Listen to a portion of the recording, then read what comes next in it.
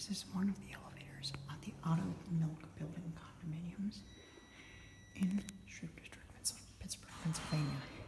It is a Schindler 400A or 80 elevator with HD fixtures, case fire news elevators.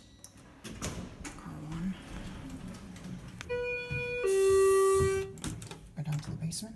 We're staring at HD on the inside. Nice. And here we go down.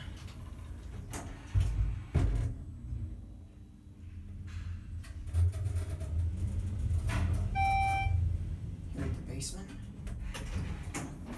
Let's see when this was installed. Oh, 2009, so it's just a plain 400A. We'll put 6. And here we go up.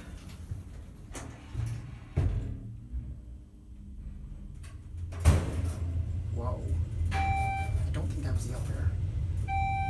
That buzzing noise from the motor does not sound good. It's creaky. Here at 6. Voice has been updated. It doesn't talk for the letters. Here at 6. Wanted at 2.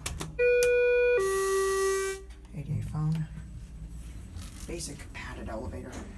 Car 2, number 3. What does that even mean? Vibration, which that's been slapped on.